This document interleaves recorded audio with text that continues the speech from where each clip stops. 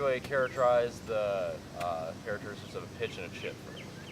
So, what does a chip do for me, for example? Well, you keep your wrist, you don't break your wrist. Don't break your wrist, correct? And you probably don't go back as far. Mm-hmm. And you have a club face. Where do we usually like to have the ball in our stance? More towards the back. More towards the back, correct? Yeah, and you have the club face closed. Yeah, and then another thing I really like to tell people, is that we like to have our feet kind of a little bit closer together since we're not taking a full-scale swing. So you don't really need the balance. So I mean, it actually kind of creates a smaller swing even easier than you would think, and makes it actually just a little bit more stable. All right, so can anybody tell me the characteristics of a pitch, for example? You probably, you want it to go high. Want it to go a little bit higher, so it has a little bit higher trajectory than a pitch, correct? Yeah. And where do you usually like to put the ball in our stance when we're in a pitch? Front. Kind of near the front, right? We want to get a little bit more loft on it and have the ball land on the green and kind of stick right where we have You it. kind of want it a little more open. Yeah, we can, like we definitely want to have during a chip, we definitely want to have our hands forward.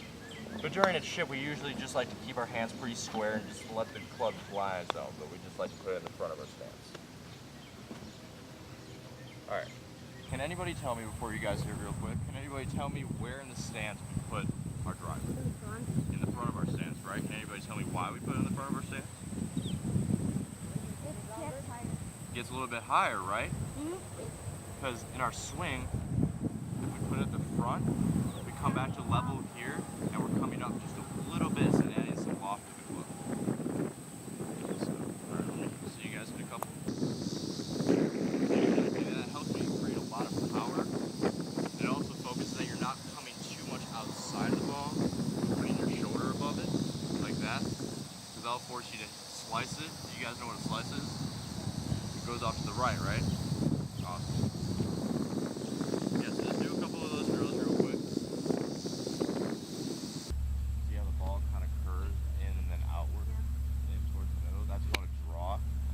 And that means you guys are coming from the inside of the ball. Or if you guys have ever heard of a thing called a swing plane.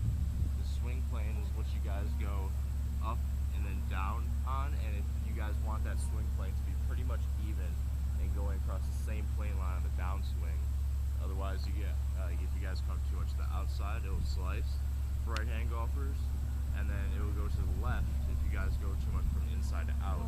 So which is kind of am I going inside out here?